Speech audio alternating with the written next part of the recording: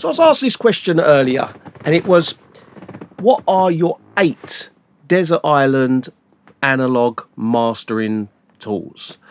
And basically what is meant by that, if you don't know what the whole desert island thing is, eight tools, 8 EQs, compressors, mastering tools that you cannot live without. So you've got to pick 8.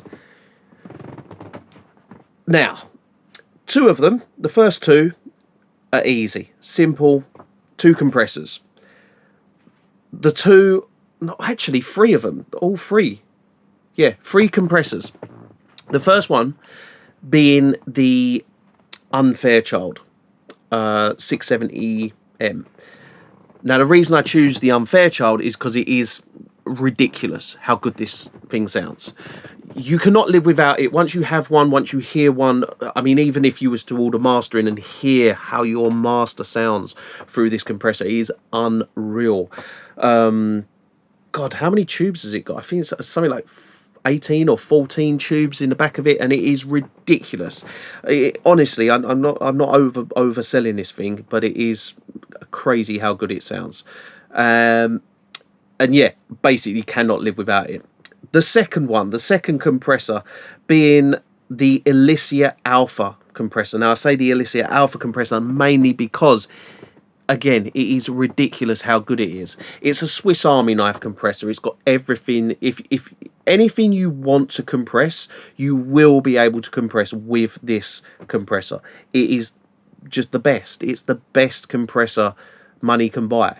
So that would be number 2. And the third compressor would be the Ssl MLA3. Now, the reason I choose the Ssl MLA3, it's the cheapest of those 3 compressors, but it is a multi-band compressor, and it is ridiculous how good this multi-band compressor is. There's times when you need multi-band compression, and it's times when there's something in the low that you just want to compress the low end. So those are my 3 compressors. EQ, I could take one EQ. One EQ being the Ssl MEA2, and the reason I say the Ssl MEA2 is because it is the standard great EQ. It just does everything you want it to do. It's perfect. It's the perfect EQ. So Ssl MEA2, that's 4. Now, I will combine these 2 as one because I see them as one, and that's the Golly asymmetrical dynamic EQ and the Golly, what do they call it? The dynamic shelving EQ. I will combine them as one because they create, what it is it creates a 4-band dynamic EQ, and it's crazy how good this thing sounds. There's times when you need to use dynamic EQ. Where compression, like multi-band compression, just doesn't cut it. There's times when you need to, there's resonant frequencies, you need to isolate just a frequency that's annoying, smooth out the highs, dynamic EQ all the way. And this Golly one is, I keep saying ridiculous, and I realise I keep saying ridiculous, but these processing tools are ridiculous how good they are. So that would be, what was that, number 5. Number 6 would be, I think I'm going to put the Vertigo Vsm 2. The reason for that is it's a very unique saturation unit, and it is crazy how good this thing is. It's like the best. It's basically the best saturation you will ever hear. There's so much you can do with it. It's got mid-side built into it, so you can sweeten up the sides, thicken up the lows. It's crazy how much you can do with such a saturation. Turning it in, on and off, basically, the results are, you notice them. It's night and day. It really is. I also want to put the one I have above that, which is the, I can't think what it's called right now. What is it called? Give me 1 second. It's called the Whitestone P331, and I would like to put that in as well, but I can't. It's one of them ones where, because I've got it, it's a luxury that I can't live without. But I could live without it, and I could if I only had 8, which is a pain because I would love to put that. But basically, I would take the whole of my mastering chain, everything in it, everything we have in that mastering chain is there for a specific purpose. Right, the next one would be, I think I'd have the Ssl Fusion, and the reason I'm going to say the Ssl Fusion isn't necessarily because of what it's got.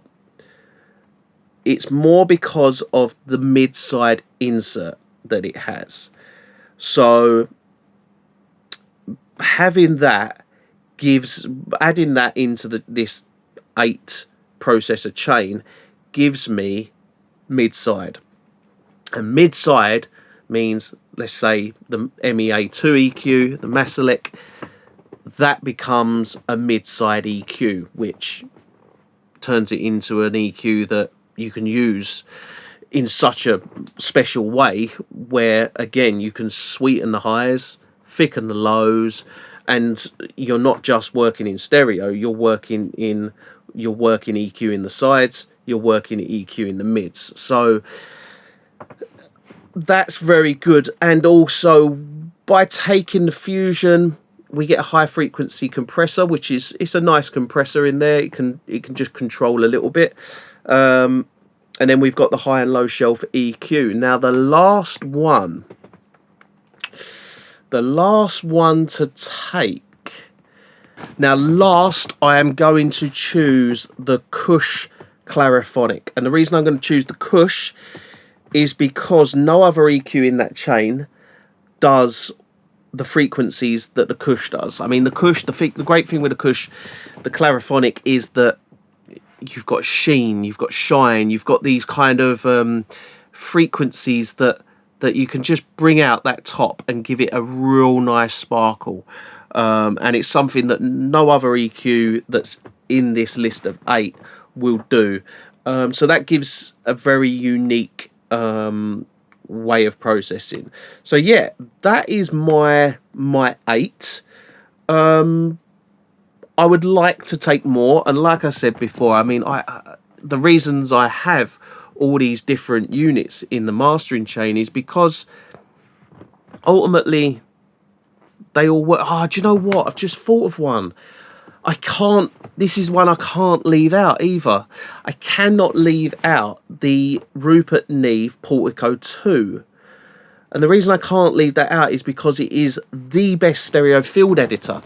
So it's like a stereo widener, but like ridiculous how good it is for a stereo widener. Again, I'm saying ridiculous because all these things are so ridiculously good. The stereo field editor, what we can do with that is we can really tailor our stereo field. So yeah, I must add that one. So I think that's 9, isn't it? Damn it. Maybe I could take one out. Do you know what? For this, it doesn't matter. It really doesn't matter. I'm taking 9. I'll smuggle that one on.